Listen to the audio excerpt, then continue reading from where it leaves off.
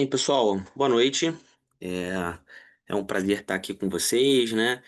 E representando a Max para a gente poder falar sobre um assunto que eu acho que é tão bacana e que gera muitas dúvidas, né? Principalmente quando a gente pensa nos colegas que não são otologistas, né? Nos colegas que não são especialistas em cirurgias otológicas, né? Que é o que fazer quando os aparelhos auditivos não são suficientes, mas mais do que isso, né? Que é quando os aparelhos auditivos não são efetivamente suficientes ou quando os aparelhos auditivos eles não são a melhor opção, né? Que é uma outra questão que é o que a gente vai exatamente discutir. O objetivo é que seja uma aula bem leve, na verdade, né? Uma discussão bem leve, para a gente poder falar sobre coisas que são bem na prática.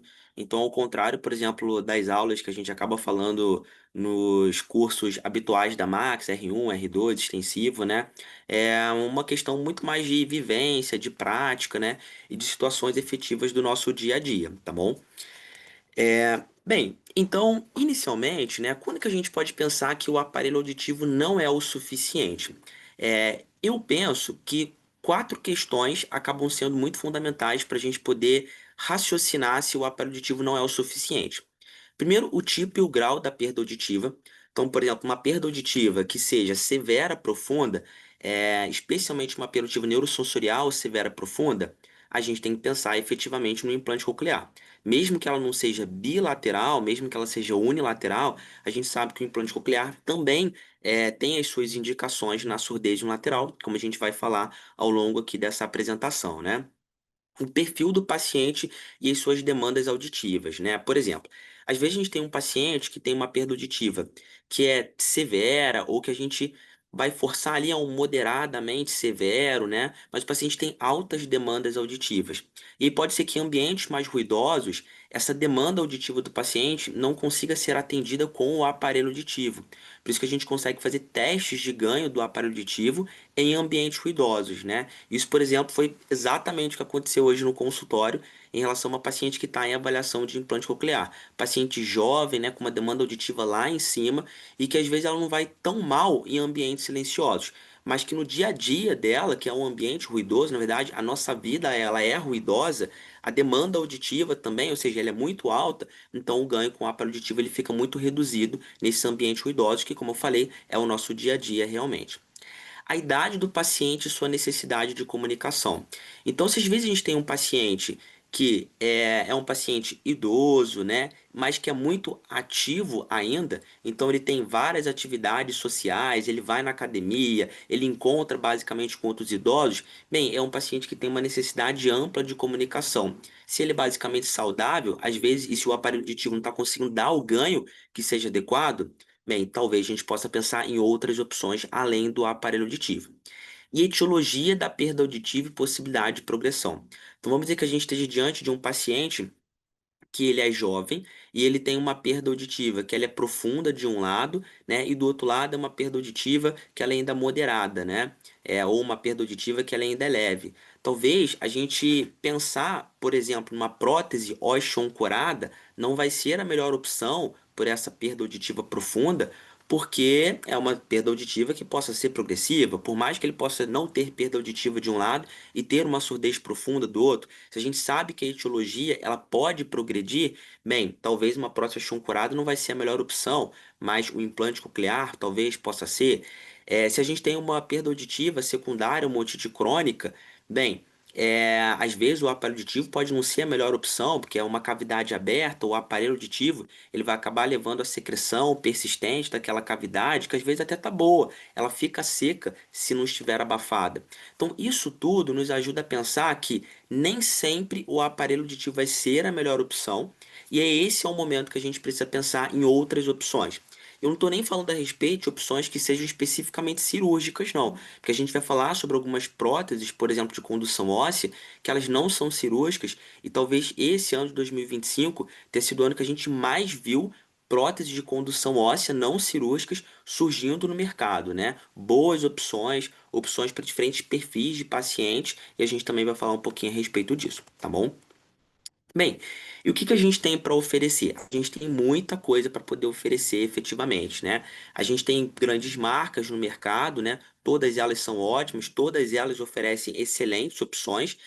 desde basicamente implante coclear, que tenha processador de peça única, ou que tenha de duas peças. A gente tem próteses osteoancoradas, que são as próteses ancoradas ao osso, que são transcutâneas, ou seja, que ficam totalmente debaixo da pele. Outras que são percutâneas, então são aquelas que ficam com um parafusinho de titânio exposto, mas que são uma excelente opção, dão um ótimo ganho auditivo. Como eu falei, a gente tem algumas opções que elas não são cirúrgicas, como por exemplo o Adhere da Medel, o Contact Forte da Medel, ou a gente tem as soft bands que a gente consegue adaptar de forma muito adequada, diferentes próteses ancoradas, seja basicamente o ponto ou o barra, ou algumas próteses de condução óssea que não são cirúrgicas, né? O Contact Forte é um exemplo, o Adherir da Medel é um outro exemplo. A gente tem um óculos também que funciona como prótese de condução óssea, que a gente chama de Contact Star. Então a gente tem várias opções que têm surgido efetivamente, que surgiram no mercado e que são absolutamente disponíveis e que, na verdade, mesmo a gente não sendo um cirurgião otológico, mas a gente sendo um bom otorrino que consegue estar antenado nas opções que a gente tem, a gente consegue fazer a solicitação, ou a gente consegue pelo menos saber que isso existe para poder encaminhar para alguém que consiga fazer essa avaliação de forma adequada, tá bom? Bem, a gente vai começar falando um pouco sobre o implante coclear e, como eu falei, o objetivo é que a gente seja bem prático, né? Então, quando a gente pensa em alguns aspectos médicos no implante coclear, eu gosto sempre de pensar em algumas definições, né? Por exemplo, se a gente vai pensar em um implante, o primeiro passo é: se eu estou diante de uma perda auditiva neurosensorial severa profunda, preciso ligar o meu alerta que talvez esse paciente seja um candidato ao implante coclear. Então percebam que eu nem falei sobre perda auditiva neurosensorial severa profunda bilateral. Mas mesmo que seja uma perda auditiva neurosensorial severa profunda unilateral, a gente sabe que também tem benefícios o implante coclear na surdez unilateral. Vamos dizer que a gente esteja diante de um paciente que teve uma surdez súbita, né, com uma perda auditiva profunda. E claro que nesses casos o prognóstico, né, para recuperação da perda auditiva, ele é ruim. Então, muito provavelmente, esse paciente não vai conseguir ter grandes ganhos auditivos. E se mesmo a gente tentar tudo, corticóide oral, corticóide intratimpânico, né, câmara hiperbárica, e a gente não conseguir ter limiares que sejam adequados, ele continuar com uma perda auditiva severa profunda, mesmo que seja unilateral, talvez esse paciente seja um bom candidato para o implante. Então, o primeiro passo é isso. Vou pensar em implante toda vez que eu visualizar um paciente que tem uma perda auditiva neurosensorial severa profunda. E atentar se essa surdez ela é pré ou pós-lingual. Exemplo agora que eu dei da surdez súbita, né? É uma surdez pós-lingual. E a gente sabe que existem casos de perda auditiva que são perilingual. Então, aqueles pacientes que podem evoluir com perda auditiva, ou aquelas crianças que evoluem com perda auditiva ao longo da vida, né? Especialmente nas primeiras fases da infância. Se ele é perilingual, a gente está falando de uma surdez que ela é congênita. Preciso correr para poder fazer o diagnóstico, e isso tudo explica por que que a gente fica tão atento à triagem auditiva neonatal, a fazer esse diagnóstico de forma precoce e também a tratar de forma precoce. Uma outra coisa que a gente precisa ficar atento, e infelizmente a gente às vezes ouve isso, que tem idade para poder iniciar a adaptação de aparelho auditivo em criança. Não, a gente não tem idade, né? Se a gente tem uma perda auditiva, mesmo que seja uma criança pequena, a gente fechou o diagnóstico, a gente já tem indicação de começar essa reabilitação. E se eu tiver diante de uma perda auditiva severa profunda, eu preciso ligar o alerta que talvez eu esteja diante de um candidato para o implante coclear. A privação auditiva e a plasticidade neuronal são um ponto muito importante. Enquanto maior a privação auditiva, pior o prognóstico na reabilitação auditiva, independentemente do método que a gente for escolher, principalmente do implante. Porque a gente sabe que enquanto maior o tempo de privação, menor a tendência de plasticidade, enquanto mais velho, basicamente, a gente vai implantar esse paciente, menos plasticidade neuronal esse paciente tem, e a gente está pensando isso especialmente nas crianças. A gente sabe que as crianças, elas têm um time de adquirir a linguagem ali por volta dos 2 anos. Então a gente precisa correr para o diagnóstico, a gente precisa correr para a reabilitação e a gente precisa pensar nisso tudo. Quanto mais privação auditiva, pior a plasticidade neuronal, pior basicamente vão ser os meus resultados, por exemplo, com um implante coclear, se a gente estiver diante de um candidato ao implante. Então, essa questão do diagnóstico da surdez e da reabilitação é um ponto muito importante. E às vezes a gente acaba ouvindo muito falar isso, né? Mas é sempre importante a gente lembrar que implante e aparelho, eles não concorrem entre si, né? Eles têm suas indicações distintas, e é por esse motivo que a gente está falando aqui. Então a gente pode absolutamente iniciar com o aparelho aditivo, e se a gente notar que esse ganho com o aparelho não está sendo suficiente, é um bom momento para a gente poder pensar no implante, tá?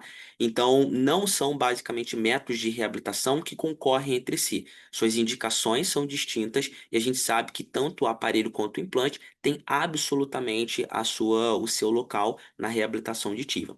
Mas se eu tenho um paciente cujo ganho com o aparelho auditivo não é o suficiente, bem, a gente deve pensar no implante coclear. E como eu falei, precisa ligar o alerta diante de uma perda auditiva neurosensorial severa profunda. Então, é exatamente isso, né? Então, um paciente como esse, que a gente tem uma perda auditiva, né, severa, profunda, bilateral, a gente espera que ele não tenha um ganho adequado com o aparelho auditivo. Sempre lembrar que a via óssea, ela vai ter uma intensidade máxima, a gente consegue chegar à intensidade máxima no audiômetro em torno de 60, 65 decibéis. Então, isso daqui não é um gap, isso daqui é uma perda auditiva neurosensorial de fato. Tanto que a setinha para baixo indica que a gente tentou a intensidade máxima do audiômetro e a gente não teve resposta. Então, essa é uma perda auditiva muito importante que a gente não espera que exista um ganho adequado com o aparelho auditivo.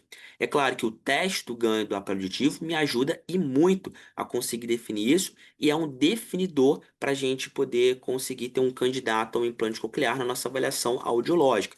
Isso é feito por audiologistas, então por fonoaudiólogos que sejam audiologistas, que sejam especialistas e trabalham com implante coclear. Então, o implante coclear é uma equipe, na verdade, né? A gente nunca trabalha sozinho como otorrinos.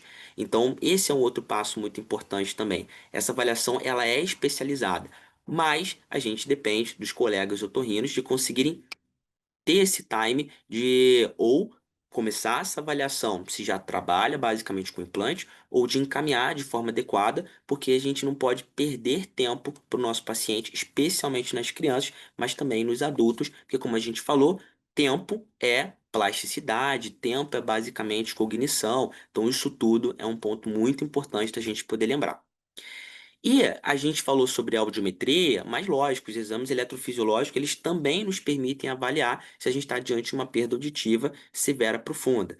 Então, se eu não tenho basicamente resposta na intensidade máxima aqui do meu Bera, né, seja na via óssea, seja na via aérea, né, com emissões otoacústicas ausentes, né, a gente precisa pensar que talvez essa criança, então esse paciente que está fazendo o exame eletrofisiológico, ele também seja um candidato. Então, as avaliações que a gente faz para as avaliações audiológicas, né, que a gente faz, elas são complementares entre si. Então, mesmo que seja uma criança, a audiometria ela é muito importante, assim como o BER ele é muito importante. E a gente precisa fazer com que esses exames audiológicos que a gente esteja avaliando, eles façam sentido. Ou seja, a gente precisa basicamente que a audiometria ela seja compatível com o que a gente está encontrando no BERA. Assim como a resposta clínica ou a avaliação clínica nossa deve ser compatível com o que a gente está avaliando ali no exame eletrofisiológico e na audiometria, especialmente nas crianças. Então, tudo precisa bater para que a gente possa fazer esse diagnóstico de forma adequada. Bem, e como que funciona o implante coclear, né? Então, o implante coclear, ele tem uma unidade interna e ele tem uma unidade externa, né? E os eletrodos, eles vão ser introduzidos efetivamente na cóclea. E a gente sabe que a unidade externa, hoje, na verdade, a cada dia que passa, cada ano que passa, a gente vem tendo cada vez melhores unidades externas. Então, todo ano a gente tem lançamento de uma nova unidade externa, com novos recursos, né, com uma qualidade basicamente de som cada vez melhor. A gente sabe que a unidade externa tem um papel muito importante no implante coclear. A unidade interna, ela a princípio, a gente não tende a implantar um paciente pensando que ela vai ser trocada mais à frente. Não, a gente sabe que não é a nossa realidade hoje. A gente tem pacientes implantados de décadas que conseguem basicamente ter novas unidades externas, mantendo absolutamente a unidade interna, especialmente com as empresas estáveis de implante coclear que a gente tem hoje. Então, a gente não implanta ninguém pensando que a unidade interna ela pode ser trocada. É claro, uma criança, às vezes a tecnologia vai mudar porque vão ser décadas e décadas, né, de evolução tecnológica.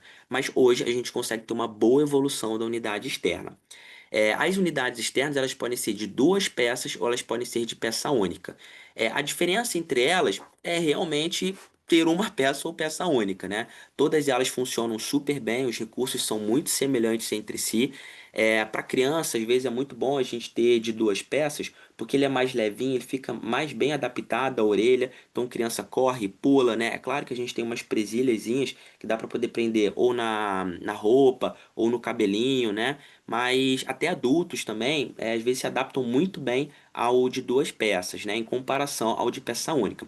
Mas às vezes, para pacientes que utilizam óculos, utilizar de duas peças pode ser um pouquinho mais incômodo, então peça única vai funcionar melhor.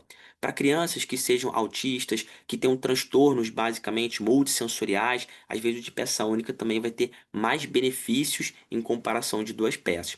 Então tudo isso ele deve ser pensado e conversado com o paciente. Então exatamente isso. A gente mostra as opções, a gente fala basicamente que existe unidade externa de peça única de duas peças e é muito de acordo com o desejo do paciente, porque todas elas funcionam muito bem, tá?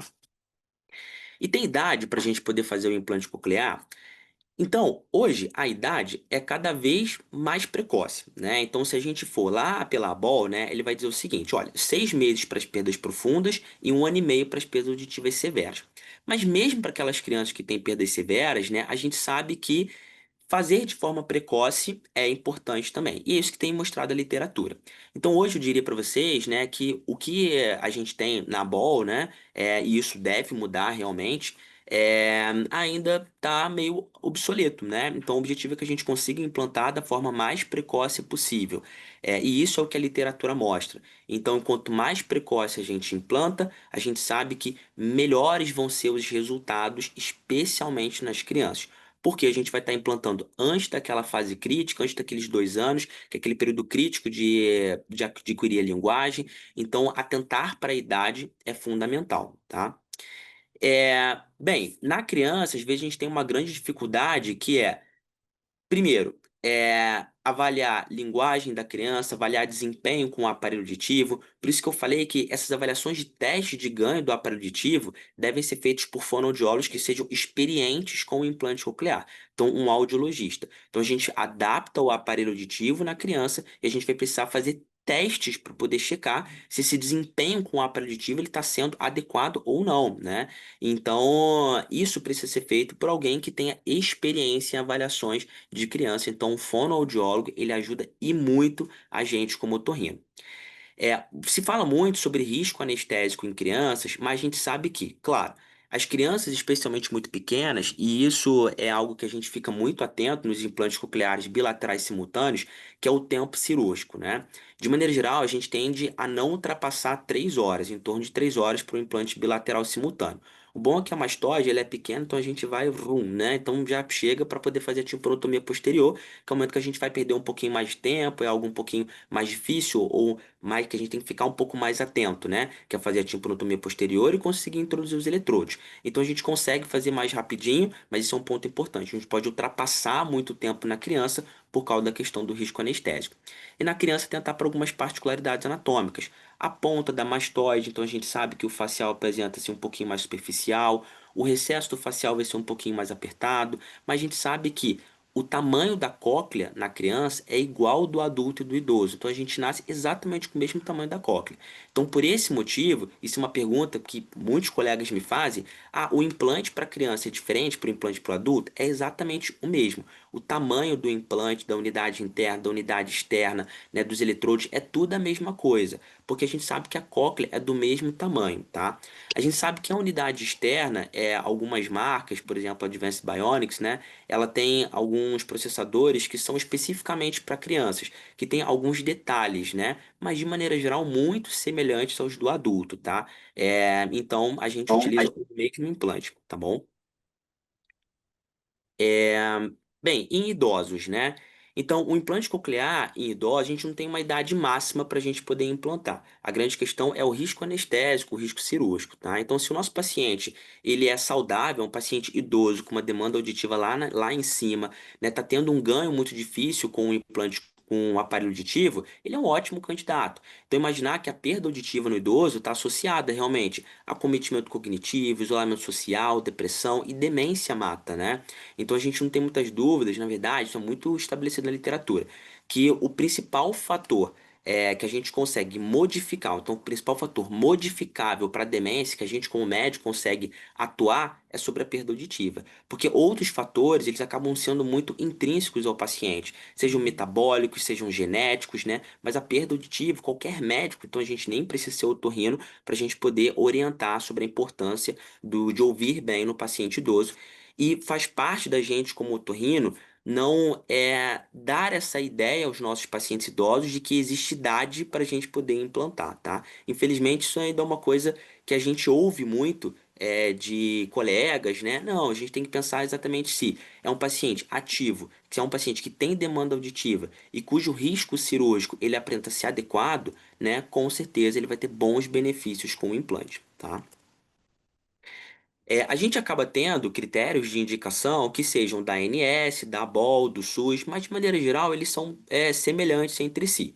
Eu gosto de atentar, eu acho que a gente está sendo do prático aqui, então eu gosto de atentar o seguinte: de maneira geral, a gente nas crianças, a gente para poder checar em relação à indicação audiológica do implante, seria ótimo se a gente tem uma perda auditiva, neurosensorial, severa profunda, né? E cujo ganho com o aparelho auditivo, os limiares, né, com o aparelho auditivo, eles vão ser piores do que 50 decibéis em campo livre. Então a gente não vai estar utilizando realmente o fone na criança, a criança vai estar utilizando o aparelho auditivo e esses limiares eles estão piores do que 50 dB, tá? E a gente está falando de limiares da fala, então de frequências da fala, né? Então de 500 a 4.000 Hz. Então, talvez se a gente tivesse que gravar alguma coisa, né, para a vida mesmo, né, a gente tem que gravar exatamente isso nas crianças, tá? Então, se a criança está usando o aparelho auditivo e esses limiares estão piores do que 50 dB em campo livre, utilizando efetivamente o aparelho auditivo, bem, ela é uma candidata ao implante. Então, imagine que uma criança que ouve pior do que 50 dB, ela não vai conseguir adquirir fala de forma adequada. Então, esse é o nosso critério, esse é o nosso pensamento, né? Então, será que essa perda auditiva permite com que essa criança ela adquira uma linguagem adequada? Pior do que 50 dB com o aparelho? Não, não vai ser possível. Então, é a nossa indicação audiológica do implante. E para os adultos, é o reconhecimento de sentenças em conjunto aberto com o uso do aparelho na orelha a ser implantado. Então, o paciente ele vai estar utilizando o aparelho auditivo e o fonoaudiólogo ele vai testar sentenças em conjunto aberto. Eu gosto de dar um exemplo de conjunto aberto, conjunto fechado, como se fosse prova de ou questões abertas e provas e provas com questões fechadas, né? Então, aberta seria o seguinte: a gente não tem pistas auditivas. Então, o fonoaudiólogo vai estar tapando aqui a boca, né? Vai estar falando frases e o paciente vai ter que reconhecer e repetir essas frases.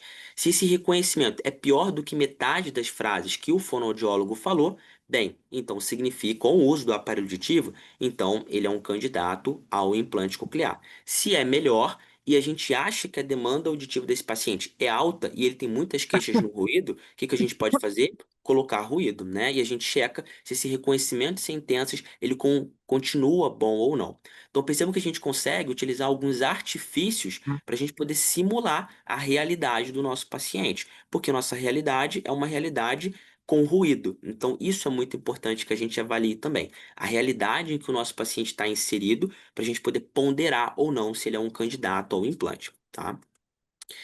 E como eu falei, o implante na surdez unilateral, tá? Então, cada vez mais a gente tem visto ou a gente tem implantado pacientes na surdez unilateral. E hoje, não apenas em pacientes adultos, mas também em pacientes que são crianças. Isso tudo deve ser muito discutido com a família, deve ser pensado muito em questão de etiologia. Como eu falei, se é uma etiologia com potencial de progressão, talvez na surdez unilateral em uma criança, a gente vai ponderar muito mais essa indicação, tá? Mas tudo deve ser muito bem conversado e, principalmente, a etiologia da perda auditiva ela deve ser investigada, mesmo que seja inicialmente idiopático, por exemplo, solicitar um painel genético, porque a gente sabe que algumas etiologias genéticas têm um grande potencial de progressão. Então, isso, ou seja, investigar a etiologia também nos ajuda nessa indicação ou não do implante coclear, especialmente na surdez unilateral. E como eu falei, a investigação ela faz parte da nossa avaliação, não tem muito jeito. Então, tomografia e ressonância para a gente poder avaliar malformações, as várias malformações existentes. CIS 3D e Fiesta seria a sequência da ressonância para a gente poder avaliar a presença ou não do nervo auditivo, que é fundamental para a gente poder fazer o implante. Então, o implante ele precisa ter, o paciente precisa ter cóclea e ele precisa ter nervo auditivo. Mesmo que seja uma cóclea mal formada, a gente sabe que muitas vezes as malformações funcionam como um desafio para a gente no implante coclear, mas claro que mesmo que seja mal formada, em algumas situações a gente ainda vai ter bons benefícios, ou pelo menos benefícios com o implante coclear, em comparação a não fazer nada. Então tudo deve ser muito bem investigado e deve ser muito bem avaliado. E algumas etiologias que são difíceis, eu vou falar para vocês que malformações, né, junto com a autoesclerose avançada, são as duas grandes etiologias que vão gerar dificuldades para a gente no implante coclear. A gente deve conversar muito bem com os familiares ou basicamente com o paciente sobre o prognóstico desse implante. E surdez genética, né? Eu acho que hoje um dos meus grandes papéis aqui é estimular vocês também a diminuir um pouco a essa perda auditiva, ela não tem uma causa, né? Não tem uma causa porque muitas vezes a gente não investiga de forma adequada. Ou porque as malformações elas passam absolutamente desapercebidas, a gente não consegue ver as imagens, né? E ter uma avaliação crítica do laudo que veio absolutamente normal. Então, esse é um primeiro passo. Eu trabalho numa cidade do interior e eu vejo muito isso. Meus pacientes chegam todo mundo sem etiologia de nada, né? E aí, a primeira vez que eu vejo a tomografia, às vezes o diagnóstico está bem ali na cara. Mas nem sempre está na cara, porque às vezes a tomografia ou a ressonância podem ser normais, mas o painel genético ele vem alterado. Então, se a gente não está diante de uma surdez que seja sindrômica, que vai estar realmente na face ali o que a gente tem, às vezes é uma etiologia, uma surdez genética não sindrômica. E a gente consegue, com bastante tranquilidade, solicitar um painel genético. A grande questão, e isso é algo que a gente precisa pensar, é que hoje o painel genético ele não é coberto pelo plano e então ele tem um custo para o paciente. Então, para os pacientes que às vezes estão em avaliação de implante coclear, eles vão ter outros custos. Então, eles vão ter os custos cirúrgicos, vão ter os custos de programação, de ativação do implante, dos deslocamentos. E às vezes, naquele momento da avaliação pré-implante, às vezes o painel genético ele não vai mudar a nossa conduta, mas vai ser importante a gente conseguir avaliar se é uma surdez genética ou não, porque esse paciente ele vai ter filhos, ele tem família, mesmo que seja uma criança, mais à frente ele vai ter um companheiro, uma companheira, e aí a gente precisa saber, precisa aconselhar do ponto de vista genético, então é importante o painel genético. Ou se há uma etiologia em que a nossa decisão cirúrgica ela vai ser muito fundamental, então o painel genético ele vai ser muito importante. Se a gente investiga e se a gente sabe investigar, a gente reduz as nossas etiologias idiopáticas. Por que que tem essa perda auditiva? Ah, não sei, né? Não tem uma causa. Então, muitas vezes é a nossa investigação. E aí isso faz parte não apenas da gente, né, que trabalha com surdez e otologia de fato, mas de todos os otorrinos, tá? E avaliação dos fatores de risco perinatais. Então, se a gente não questionou, se a gente não perguntou sobre fatores de risco perinatais, às vezes essa etiologia também não vai ter, essa etiologia da perotiba não vai ter causa, mas na verdade a causa é perinatal. Então, lembrar exatamente de todos aqueles fatores J, C e H.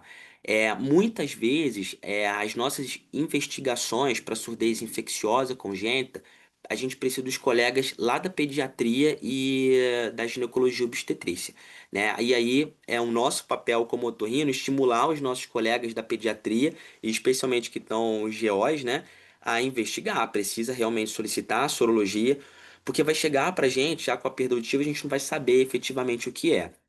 De maneira geral, as torches, elas têm um bom prognóstico com o implante coclear, né? Mesmo que sejam etiologias como sífilis, zika, né, CMV, de maneira geral, tem um bom prognóstico, tá? É claro que sífilis pode evoluir realmente em algumas situações com ossificação, mas de qualquer forma, de maneira geral, as etiologias perinatais, elas têm um bom prognóstico para o implante, porque elas não acometem efetivamente a cóclea, não geram alterações cocleares de fato. Então a cóclea, cocleares de impedir com que a gente tenha a introdução dos eletrodos. Então, na cirurgia do implante coclear, né, o que a gente vai basicamente fazer é a timpanotomia posterior, né? Então a gente expõe o canal semicircular lateral, o ramo curto da bigorna, né? Aqui a gente já está com uma mastoide já brocada, né? Para poder daqui a pouquinho iniciar a timpanotomia posterior, né? Então, na timpanotomia posterior, um dos nossos parâmetros fundamentais é avaliar o tendão do estapédio. Então a gente consegue avaliar tendão de estapédio aqui na eminência piramidal, e se a gente vai para a póstera inferior, a gente vai conseguir visualizar efetivamente a janela redonda, né? Então muitas vezes a nossa introdução dos eletrodos acontece pela janela redonda, mas claro, é super possível a gente fazer uma cocleostomia, especialmente em algumas etiologias de implante coclear que a gente possa precisar, por exemplo, em meningite, né? Ou em outras situações que a gente teve uma ossificação. Um dos nossos grandes desafios é a gente conseguir introduzir esses eletrodos, né, de forma bem lenta, né? É algo que deve chegar no Brasil em breve e é algo, né, muito bacana, que se chama Otto-Arm, né, que vai permitir com que a gente consiga introduzir os eletrodos de forma lenta, porque enquanto mais lento a gente consegue introduzir, menos o trauma ocorre na cóclea. E hoje nosso objetivo é que a gente tenha uma soft surgery, né, ou seja, que a gente consiga introduzir com o mínimo de lesão coclear possível, tá? E no intraoperatório a gente vai fazer os testes, a gente vai fazer né, que os testes no intraoperatório, que a gente vai chamar de telemetria, né? E a gente vai fazer também uma radiografia transorbitária para a gente conseguir verificar a posição desses eletrodos e o nosso paciente sai com um curativinho, tá bom?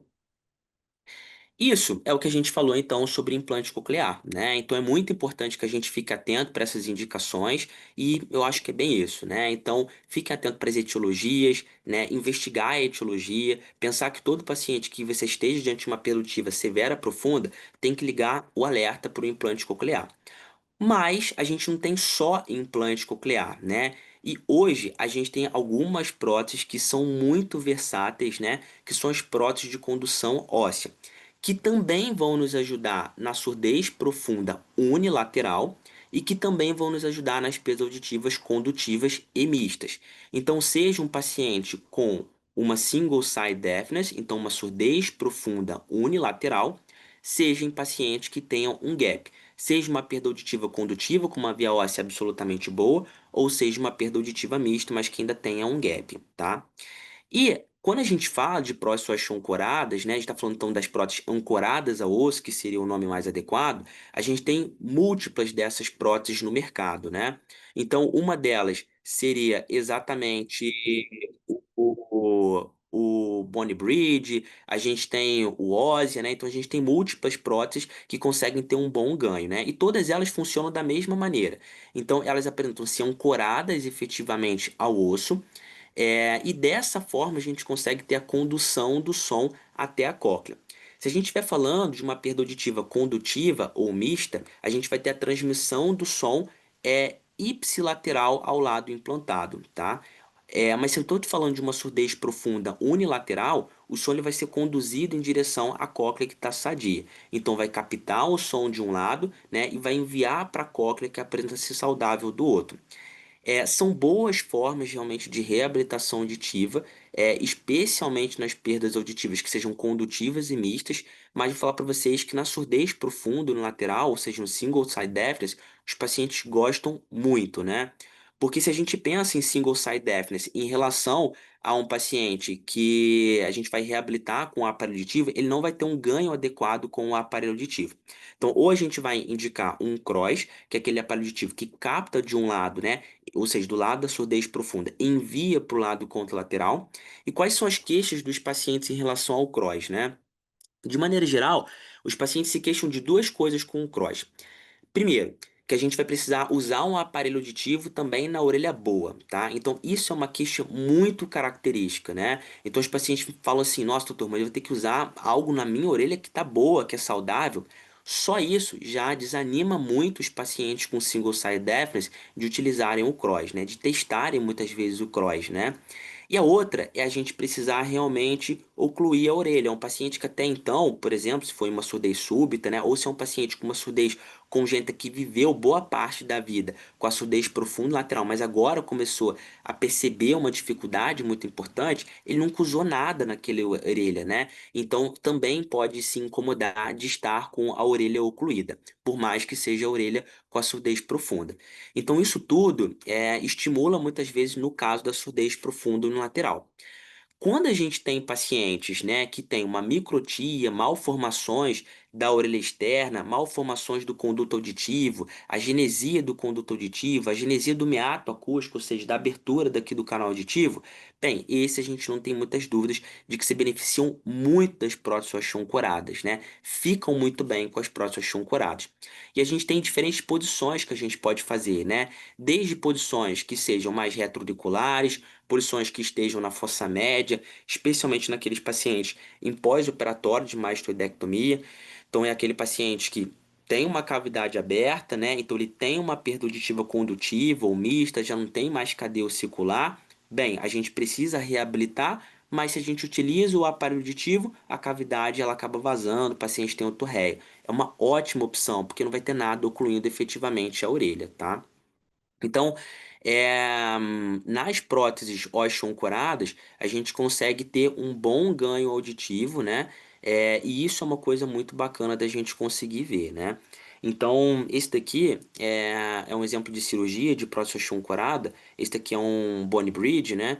Então, está se fazendo retroauricular, né? Então, é uma ótima opção, uma cirurgia bem segura. As cirurgias de prótese osteoancorada são cirurgias, de maneira geral, simples, né? Se a gente parar para poder pensar em comparação a muitas cirurgias otológicas. Então, nesse caso, a gente está cavando como se fosse um nicho realmente para a gente poder adaptar a prótese. O Bone Bridge, especificamente, é uma prótese osteoancorada transcutânea ativa, ou seja, ele apresenta-se totalmente debaixo da pele, a unidade interna. Então, a unidade externa ele vai se fixar aqui atrás da orelha através de um ímã que vai se conectar, que é a unidade interna, né? E ela é ativa, ou seja, o que apresenta-se implantado é o que vai efetivamente fazer o osso da mastoide vibrar. E dessa forma a gente vai conseguir ter a condução do som em direção à cóclea. Se a gente estiver falando de uma surdez profunda no lateral, para a cóclea contralateral, se a gente estiver falando de uma perotiva que seja condutiva ou mista, para a cóclea ipsilateral. E o que funciona, né, não só a unidade interna, mas são exatamente os pinos de titânio que a gente vai conseguir fixar a prótese. E de maneira geral, as próteses osteoancoradas, as transcutâneas ativas, todas funcionam de forma muito semelhante. Seja o Bone Bridge da Medel, seja basicamente o Ósia da Cochlear, seja o Sentio da Oticon, todas são ótimas próteses, funcionam super bem, são super funcionais, né? E de maneira geral, os pacientes gostam muito das próteses osteoancoradas. Então, isso é uma outra coisa muito bacana. Então, fechando, né? Então, efetivamente fechando o retalho muscular depois do subcutâneo, tá bom? Na surdez profunda unilateral, a gente sabe que é exatamente isso. A próstata escancurada ela vai captar, ela tem um processador que tem um microfone que capta o som, transforma isso em sinais elétricos e faz exatamente o osso do crânio vibrar. E desse lado que a gente tem a surdez profunda, a gente vai ter a passagem do som para a orelha contralateral. É exatamente dessa forma que funciona a próstata escancurada na surdez unilateral. Em que situações que a gente pode pensar numa prótese escancorada para uma surdez unilateral, né, em comparação ao implante coclear? Tempo de privação auditiva. Então vamos dizer que a gente esteja diante de um paciente que tem uma surdez profunda unilateral, vamos dizer que foi pós-cachumba, né, lá quando ele era criança e agora ele chegou para a gente com 45 anos. Então ele tem anos já, tem décadas, né, de perda auditiva profunda. Cachumba é uma etiologia importante de surdez profunda que a gente acaba hoje a gente acaba tendo menos por causa da vacinação, mas antes a gente tinha mais, né? Porque a gente não tinha uma vacinação tão extensa assim para cachumba. Então hoje a gente vai ver menos perda auditiva após cachumba. Mas imagine que a gente tem um tempo de privação auditiva muito grande. Esse paciente não é um bom candidato ao implante pelo tempo de privação auditiva, sem sombra de dúvidas. Então imagine que a área cortical responsável pelo processamento das informações auditivas, ela apresenta-se hipotrofiada, né? Ela apresenta-se hipotrófica. Então com o implante, as informações até vão chegar ao córtex, mas a gente não vai conseguir ter o processamento de forma adequada. Então, nesse caso, as próteses osteoancoradas, se estiver pensando em alguma coisa cirúrgica, bem, vão ser uma melhor opção do que o implante Com certeza. Então, esse é um detalhe muito importante. Na surdez unilateral, as próteses osteocoradas vão ser uma boa opção, especialmente dependendo do tempo de privação auditiva.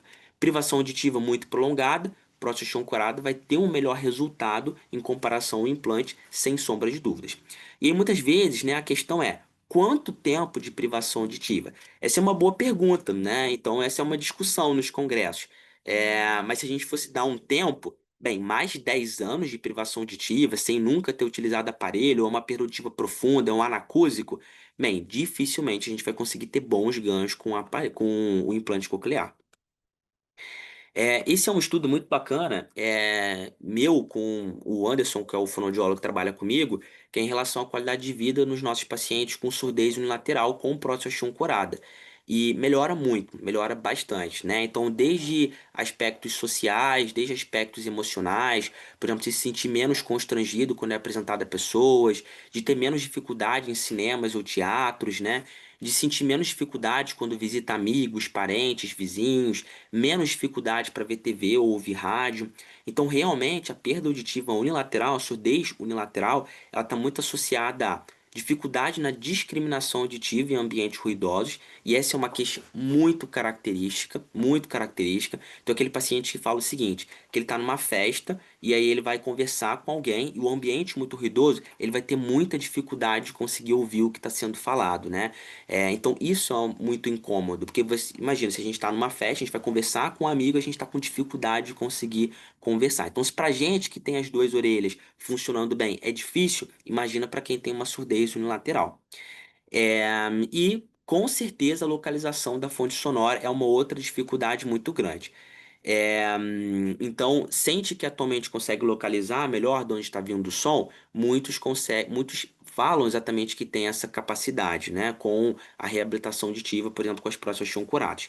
Isso é uma discussão muito grande na literatura, tá? Porque se a gente está falando de uma reabilitação auditiva para uma surdez unilateral com uma prótese osteoancorada ou com o CROS, a gente está falando de uma reabilitação bilateral, mas não binaural. E a diferença é que o binaural a gente está utilizando duas vias auditivas diferentes. Mas na bilateral, como a próstata choncorada ou cross, eu estou usando a mesma via auditiva, ou seja, a minha via auditiva sadia. Então, o ideal é que a gente tenha uma reabilitação binaural, que eu consiga utilizar as duas vias auditivas, que eu estimule os dois lados do córtex auditivo, mas a gente sabe que nem sempre isso é possível, especialmente se a gente estiver pensando em tempo de privação auditiva, tá bom? Agora, a gente tem as próteses cirúrgicas de condução óssea e a gente tem as não cirúrgicas de condução óssea. Eu vou apresentar algumas para vocês. Algumas delas são muito clássicas, né, e estão no mercado já tem um tempo. Por exemplo, esta aqui é o Adhere. Então, o Adhere, ele é uma prótese da Medel em que a gente tem uma fita de dupla face que a gente vai adaptar uma prótese de condução óssea exatamente aqui atrás da orelha. Para mim, que estou aqui na região serrana do Rio, né, nós moramos em uma cidade que não é quente, mesmo no verão não é muito quente, essa fita adesiva ela consegue durar um bom tempo. Então, meus pacientes na região serrana, eles vão bem. Mas, por exemplo, eu também atendo na Baixada Fluminense. Eu tenho muitos pacientes na Baixada Fluminense. É quente na Baixada Fluminense. Então, meus pacientes de Adhere, eles não vão tão bem, precisam trocar muito mais a fita. Então, a gente atentar para esse aspecto é um ponto importante. Mas o Adhere, ele consegue ter uma potência menor em comparação às outras próteses não cirúrgicas. Então, para uma perda leve ou moderada, ele vai bem. Mas se o gap ele é muito grande, ele não consegue fechar o gap. Mas é uma prótese interessante, por exemplo, em alguns casos de otite crônica, em que a gente não tem um gap muito grande, o paciente não tem um desejo cirúrgico, ou o risco cirúrgico ele é grande, então o Adhere ele vai muito bem, não vai ocluir a orelha como a gente tem, por exemplo, com o aparelho auditivo.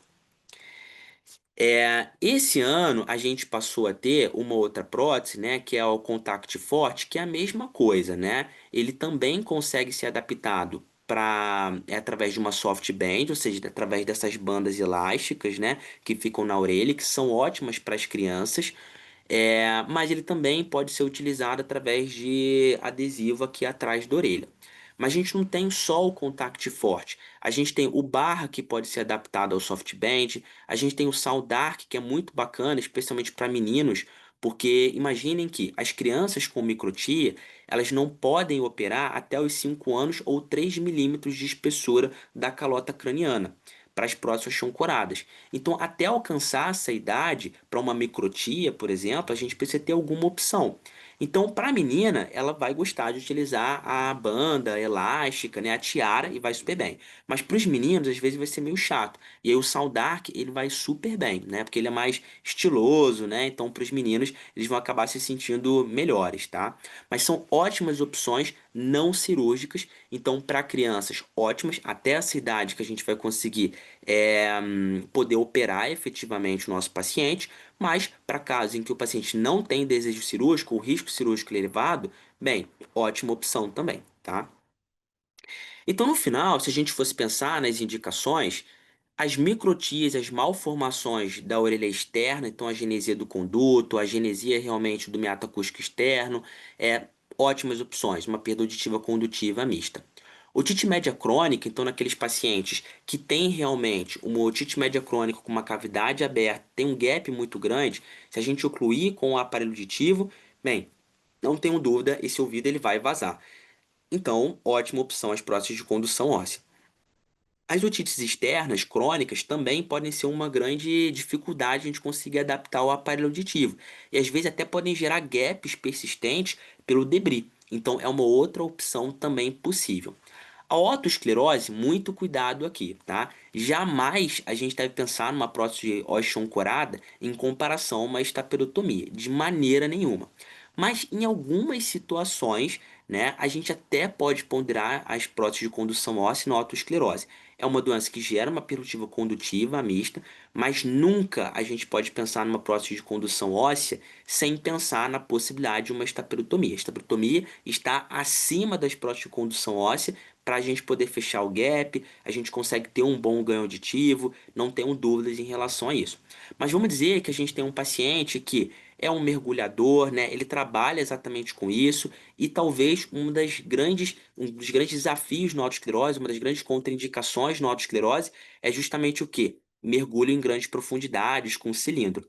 Então, nesse caso, para a gente poder reabilitar, não vai dar para poder fazer estaperotomia, mas a prótese de condução óssea dá, porque dá para poder mergulhar em cilindro, né, com tranquilidade. Então, percebam que é a demanda auditiva do paciente, o perfil do paciente aqui vai estar atuando e single side deafness.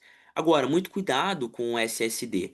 Primeiro, se esse paciente não é o melhor perfil de implante coclear, né? Exemplo, pós-surdez súbita tem um zumbido muito importante. Bem, talvez o implante coclear vai ser uma melhor opção do que a prótese de condução óssea. Ou, e se eu tiver diante de uma doença que ela é progressiva e agora acometeu apenas um ouvido e está com uma surdez profunda, mas o outro lado também está acometido pela doença e é uma tendência de progressão. Talvez o implante vai ser uma melhor opção. Então percebam que as opções elas são múltiplas e elas podem variar de acordo com o perfil, com a demanda, com a etiologia da perda auditiva do nosso paciente. E as opções não cirúrgicas, né? As opções cirúrgicas e não cirúrgicas que a gente tem. Então, a gente hoje tem várias opções.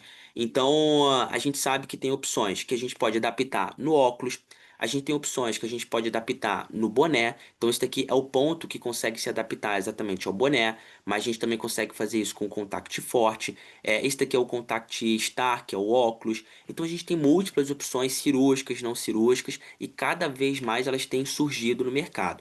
Esse ano de 2025, como eu falei, as opções não cirúrgicas de prótese de condução óssea, elas sim deram um salto, né?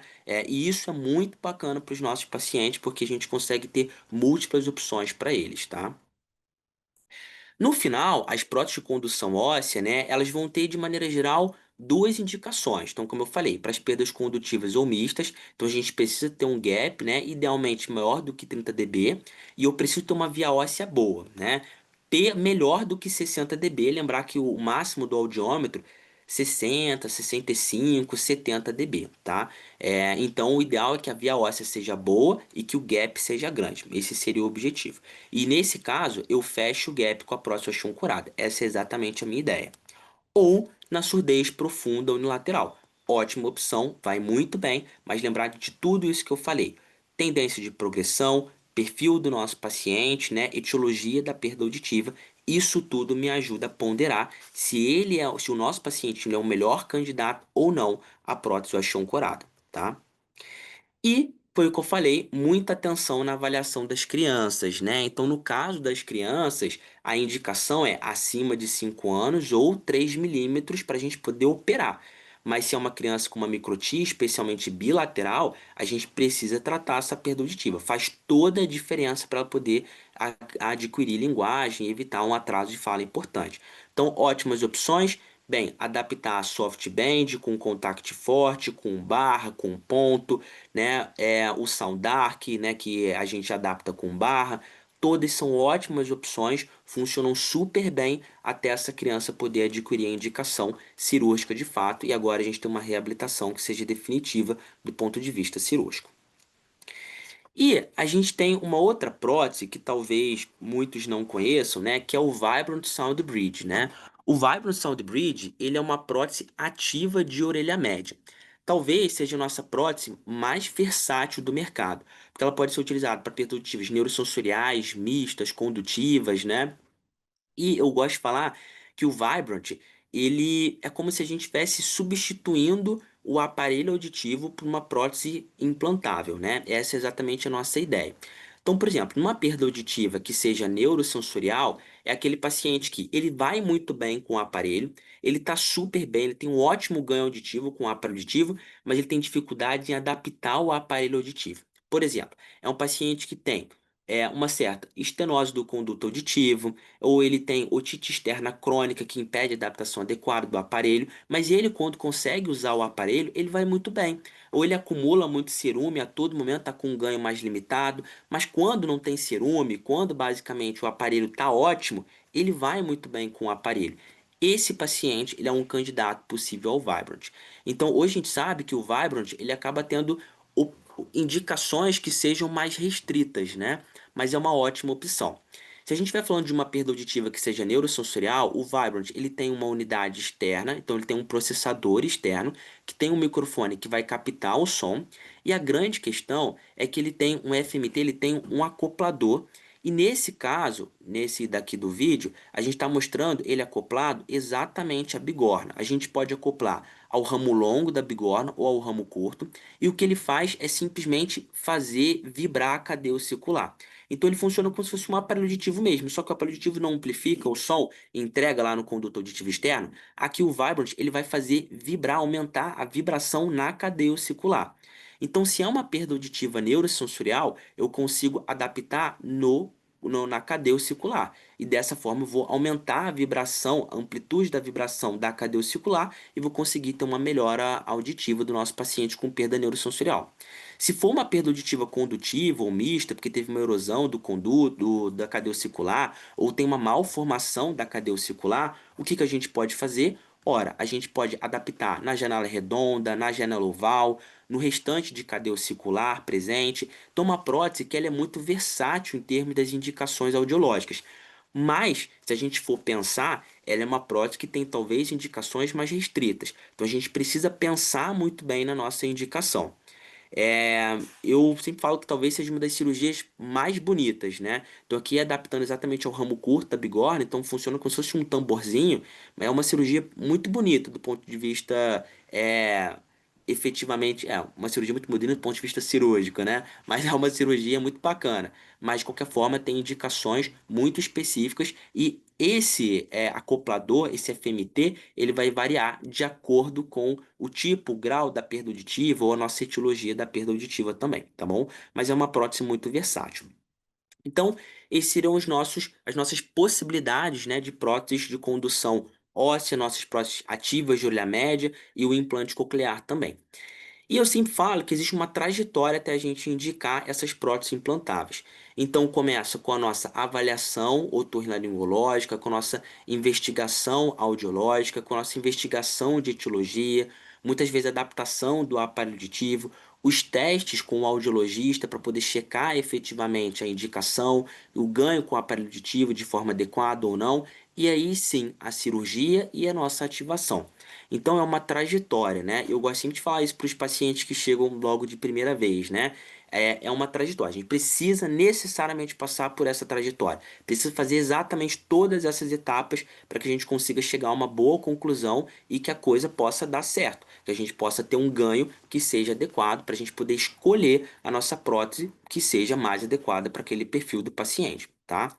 Então, o sistema que vai ser escolhido, qual o processador de som, qual lado que a gente vai implantar, se eu preciso de algum acessório para esse paciente, né? Se é uma cirurgia desafiadora ou não em termos de etiologia da perda. Então, isso tudo a gente precisa raciocinar durante a nossa indicação. Então, realmente é algo mais complexo, mas que a gente seguindo passo a passo, a gente vai conseguir ter um bom sucesso, sem sombra de dúvidas, tá? É, para poder finalizar, eu trouxe alguns exemplos, né, que vão nos ajudar a indicar as próteses, né? Que aí eu gostaria que vocês pensassem aqui comigo também, tá? Então, a Shakira, ela é uma estudante de educação física, né, que tem histórico de cirurgias repetitivas, de orelha média, por otite crônica mesmo, e não conseguiu fechar o gap aéreo ósseo, né? Por mais que tenha, por exemplo, se tentado utilizar PORP, né, ou seja, as próteses de titânio, né, de reconstrução de orelha média, a gente não conseguiu ter um fechamento do gap e continuou com essa perda auditiva mista, né?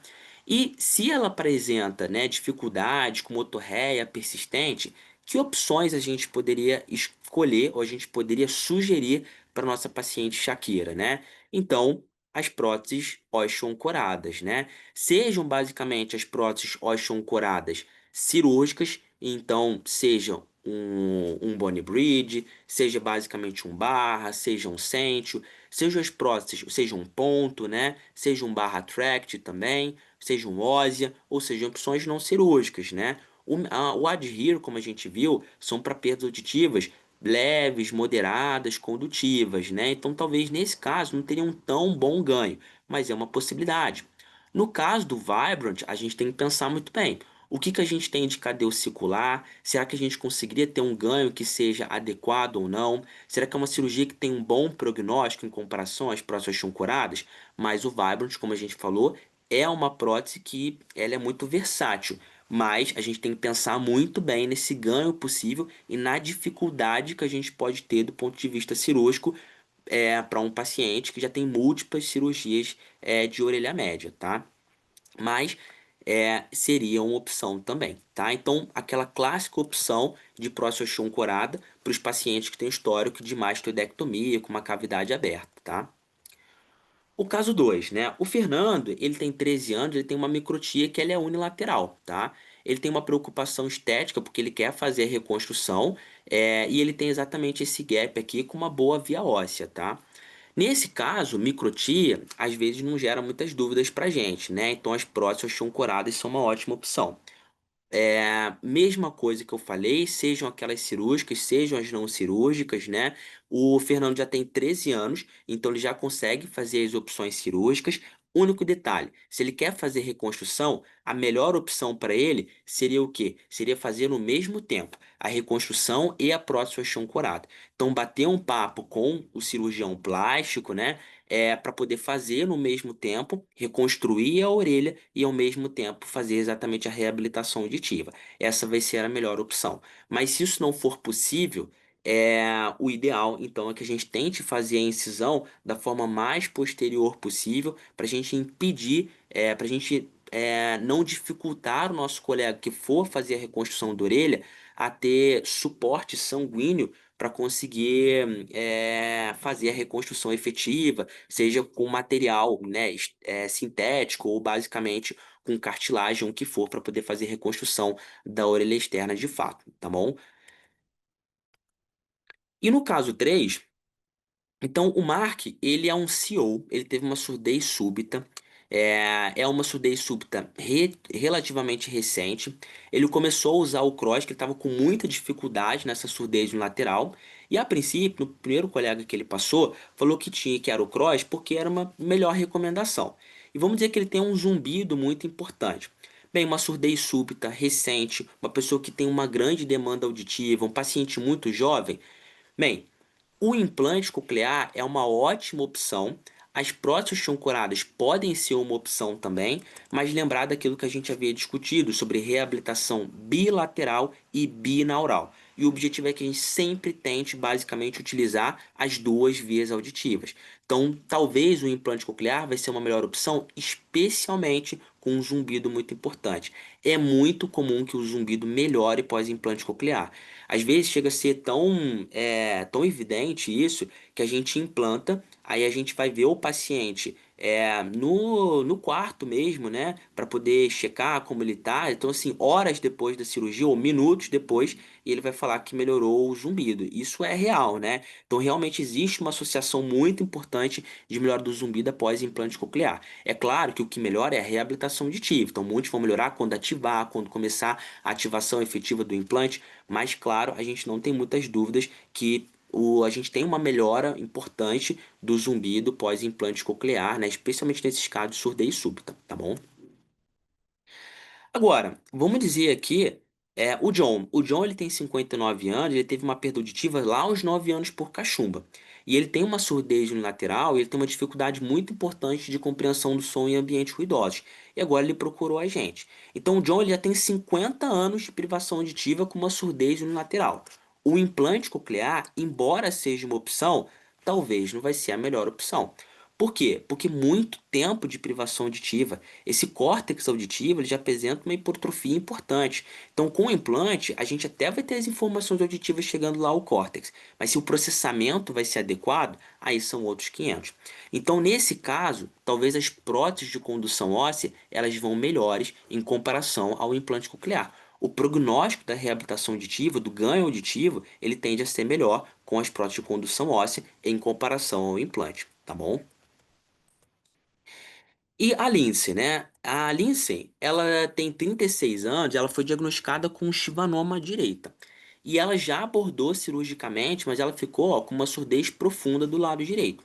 E a gente está pensando em uma forma de reabilitação auditiva.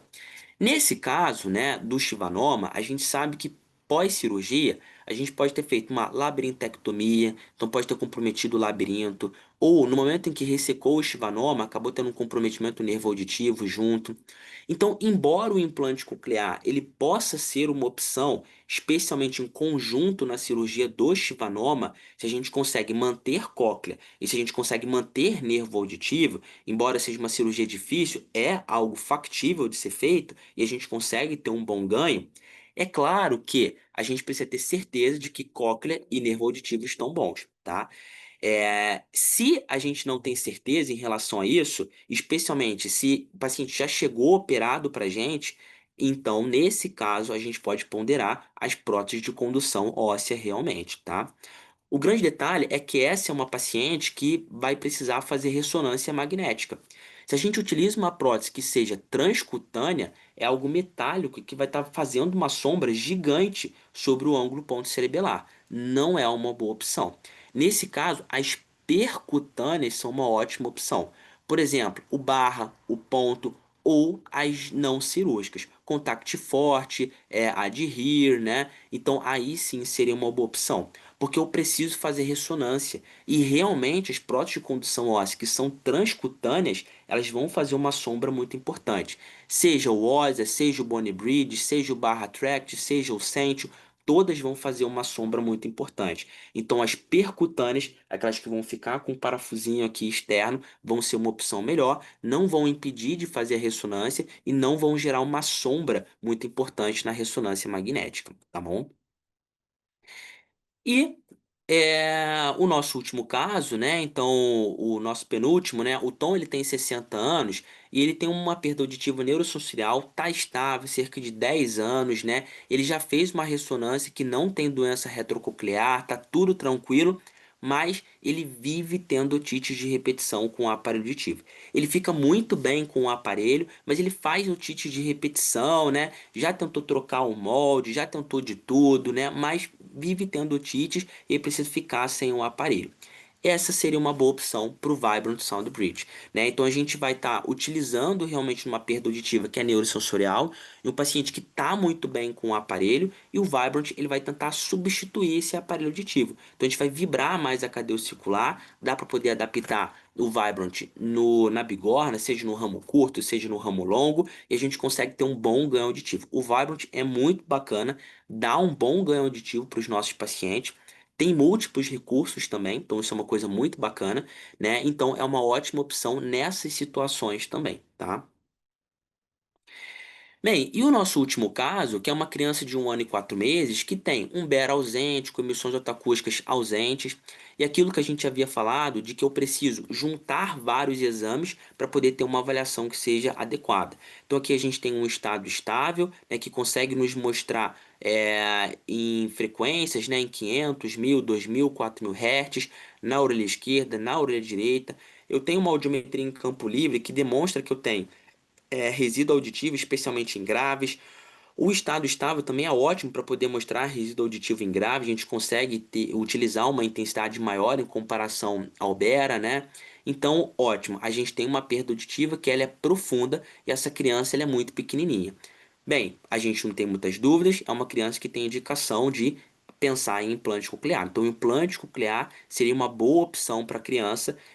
E nas crianças, realmente, a gente pondera muito o implante coclear bilateral simultâneo, né? Então, não fazer sequencial, mas bilateral simultâneo, ouvir bem das duas orelhas, vai fazer toda a diferença para essa criança, tá bom?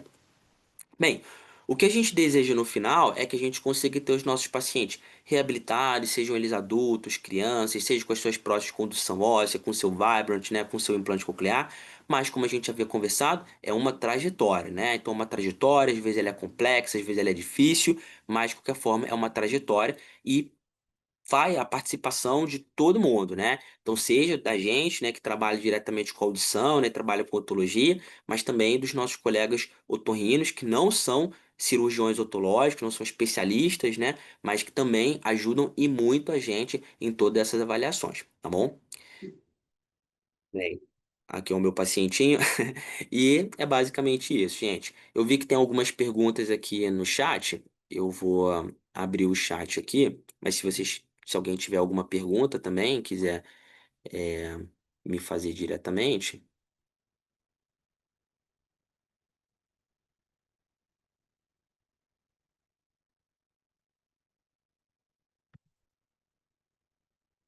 é, bem, então deixa eu ver aqui. Eu vi que a Isabela fez uma pergunta. Então, criança com perda auditiva neurosensorial severo lateral indica aparelho e aguarda implante coclear, se não tiver melhora.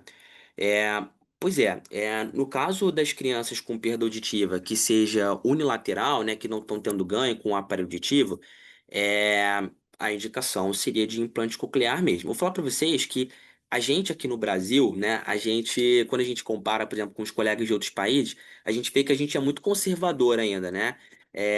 Então, vira e mexe, a gente está sempre discutindo se a gente implanta ou não criança com surdez unilateral. Enquanto outros países é aquilo assim, claro, claro que a gente tem que implantar, né? Mas é isso. Se a gente acredita e se a gente entende que as crianças, né, que ouvir bem dos dois lados, que a audição binaural, ela é muito importante, é a reabilitação auditiva com implante coclear, se a gente não está tendo ganho, né? Então, especialmente naquelas crianças que têm uma tendência de uma etiologia que ela é progressiva. Então, eu tenho um exemplo que é uma criança minha que tem um aqueduto vestibular alargado. Então, ela tem uma perda auditiva que ela é unilateral e do outro lado ela tá super bem, né? Mas ela tem uma etiologia que pode evoluir. Então, a qualquer momento, ela pode evoluir com uma perda auditiva profunda do outro lado também. Então, o implante coclear, por mais que seja uma surdez unilateral nesse momento, tá bom? Eu vi aqui da Giovana. Então, as próteses choncuradas podem ser realizadas bilateralmente em perdas mistas bilaterais? Ótima pergunta. Pode sim, tá? Então, a grande questão para as próteses choncuradas para bilateralmente é em relação à simetria da perda auditiva, tá? Então, se a gente tem uma via óssea muito assimétrica, o que pode acontecer as próteses choncuradas, elas funcionam como se fosse um Weber, né? Então a gente pode começar a ter lateralização do som para um lado. Então a grande questão é uma simetria da via óssea. Um bom exemplo em relação a isso são as microtias, que em algumas situações elas vão ser bilaterais. A gente vai ter indicação de prótese choncurada dos dois lados. E pacientes que têm otite média crônica, que tenham evoluído para mastodectomia bilateral, cavidade aberta, por exemplo. Também acontece, tá? E aí, sim, se a gente tem uma simetria da via óssea, ótimo, vai super bem para uma prótese curada bilateral. Vai muito bem em termos de reabilitação auditiva, tá bom? E também, se alguém quiser fazer alguma pergunta aqui falando também, gente, podem ficar à vontade. Espero que tenha ajudado. Eu acho que é um tema complexo mesmo, né, de maneira geral, mas eu acho que ajuda a gente a conseguir entender que existem múltiplas opções e principalmente existem as opções não cirúrgicas também, né? Isso é uma coisa muito bacana que cresceu bastante nesses últimos tempos. Então vale a pena muito a gente ficar atento nessas opções não cirúrgicas, perfeito?